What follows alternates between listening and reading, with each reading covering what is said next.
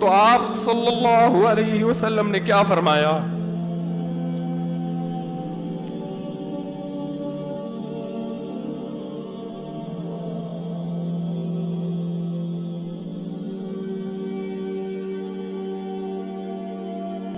صحابی نے پوچھا یا رسول اللہ، میں اپنے اخلاق میں جو ایکسیلنسی پیدا کروں تو اس ایکسیلنسی کا سب سے زیادہ مستحق کون ہے؟ یعنی سب سے زیادہ میٹھے انداز سے بات میں کس سے کروں؟ آپ یوں بھی کہہ سکتے ہیں آج کی زبان میں، جب میں بات کسی سے کروں تو اس میں شکر گھولوں میں، تو سب سے زیادہ چینی اور سب سے زیادہ شکر کس سے بات کرتے ہوئے اپنے کلام میں گھولوں؟ بات آ رہی ہے سمجھ میں؟ آپ صلی اللہ علیہ وسلم نے فرمایا امک، پوری کائنات میں سب سے میٹھے انداز سے اگر تم نے بات کرنی ہے تو سب سے زیادہ رائٹ یہ کس کا ہے؟ تمہاری، بولو نا، ماں کا۔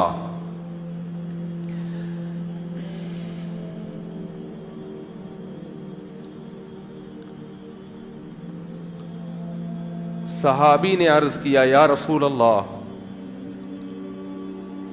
کیا انداز ہے؟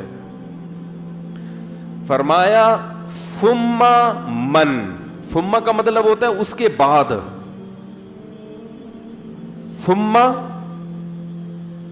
من، یا رسول اللہ ماں کے بعد دوسرے نمبر پر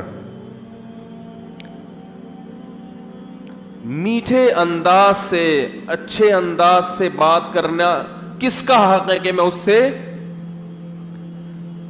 اچھے انداز سے بات کروں؟ ماں کے بعد، ماں کا تو پتہ چل گیا، دوسرے نمبر پہ جو میں سب سے بہترین اور مٹھاس کے ساتھ بات کرنی ہے، اخلاق میں ایکسیلنسی پیدا کرنی ہے، ماں کے بعد دوسرے نمبر پہ کون ہے وہ؟ تو آپ صلی اللہ علیہ وسلم نے کیا جواب دیا؟ فرمایا امک، ماں کے بعد دوسرا نمبر بھی کس کا ہے؟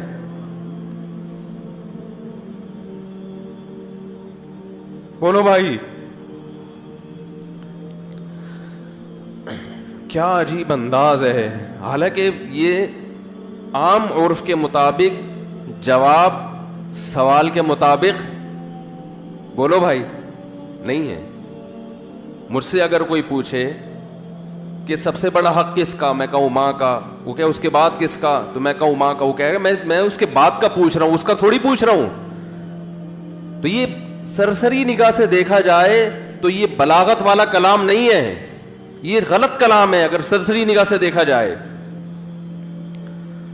کیونکہ ہم پوچھ رہے ہیں کہ اس کے بعد، ماں تو پتہ چل گیا، ماں کے بعد اس کے علاوہ بتائیں آپ، لیکن نبی دوبارہ کس کا نام لے رہے ہیں؟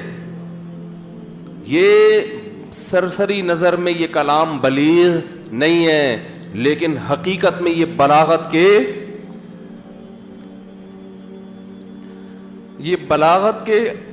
اعلی معیار پہ پہنچا ہوا کلام ہے، کیونکہ بات کو دل میں اتارنے کا اس سے بہتر طریقہ نہیں ہو سکتا تھا کہ ماں کے بعد دوسرا نمبر بھی کس کا ہے؟ ماں کا۔ اس کا مطلب کیا ہے کہ ماں کے بعد اگر تم یہ سمجھتے ہو کہ کسی سے بہت ہی میٹھے انداز میں بات کرنی ہے تو یہ حق دوبارہ ماں کو دے دو۔ دوبارہ کس کو دے دو؟ صحابی نے پھر پوچھا یا رسول اللہ ثم من، دیکھو صحابی کا انداز بھی کیا ہے، وہ چونکہ ان کو یہ تھا کہ مجھے ماں کے علاوہ اب چاہیے کہ کون ہے، اور نبی نے دوبارہ کس کا نام لے لیا؟ ماں کا، لہذا صحابی نے پھر اپنے سوال کو ریپیٹ کیا، کیونکہ وہ یہ سمجھتے تھے کہ مجھے میرے سوال کا جواب نہیں ملا۔ تو انہوں نے تیسری دفعہ پوچھا یا رسول اللہ ثم من،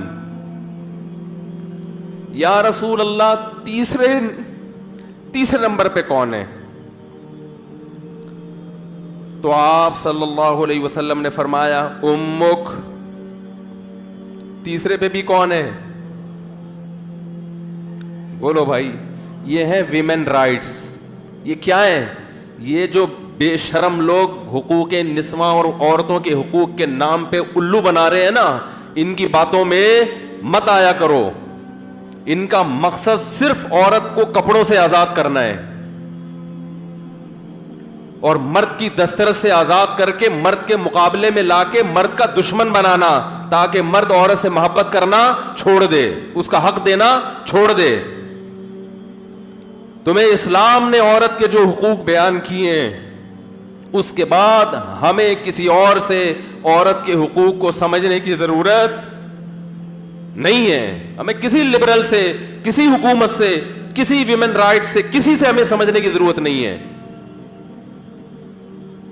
ہمیں اسلام نے بتا دیا ہے کہ ماں کے روپ میں عورت کا کیا حق ہے, بیوی کے روپ میں عورت کا کیا حق ہے, کہ بیٹی کے روپ میں عورت کا کیا حق ہے, بہن کے روپ میں عورت کا کیا حق ہے. اور یہ جو لبرل لوگ ہیں یہ صرف گرل فرینڈ کے حقوق جانتے ہیں, گرل فرینڈ سسٹم معاشرے میں لانا چاہتے ہیں, تمہیں درندہ بنانا چاہتے ہیں, تمہیں زانی بنانا چاہتے ہیں, تمہیں بدکار بنانا چاہتے ہیں.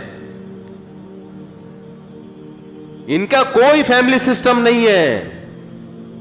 جو قوم نکاح کی قائل نہ ہو ان کے ہاں ماں بہن بیٹیاں ہوتی ہیں. ماں بہن بیٹی, بھابھی, چچی, خالہ, ممانی, مامی, پھپھی, یہ رشتے تو شادی بیاہ کے نتیجے میں وجود میں آتے ہیں. اولاد ہوتی ہے تو یہ رشتے وجود میں آتے ہیں. پھر ان رشتوں کا پاس رکھنے کا حکم دیا گیا ہے. جن قوموں میں ہر رشتے ہی نہیں ہے تم ان سے سیکھ رہے ہو کہ عورت کے حقوق ہمیں بتاؤ. تو آپ صلی اللہ علیہ وسلم نے کیا فرمایا؟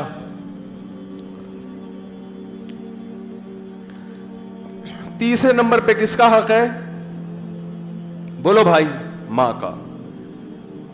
پھر صحابی نے پوچھا ثم من. اس کے صحابی بھی پوچھتے جا رہے ہیں, دیکھو رک نہیں رہے, کیونکہ ان کے سوال کا جواب مل نہیں رہا کہ یا رسول اللہ آپ ماں کا تذکرہ ختم کریں گے تو پتہ چلے گا کہ ماں کے بعد کس کا حق ہے.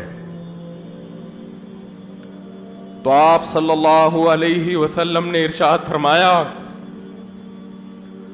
ثم ابوک. چوتھے نمبر پہ کون ہے؟ باپ. پوری کائنات میں اگر آپ کسی سے نرم انداز سے بات کرتے ہیں, میٹھے لب و لہجے میں بات کرتے ہیں, بہت سے لوگ ہیں جن سے آپ بہت نرم انداز میں بات کرتے ہیں. اپنے باس سے آپ سر کہہ کے بات کرتے ہیں کہ نہیں کرتے؟ کبھی آپ نے دیکھا کہ اس نے تھوڑا سا سختی کی ہو, آپ نے آنکھیں ماتھے پہ رکھ لی ہوں؟ کبھی دیکھا آپ نے؟ ہے بھائی,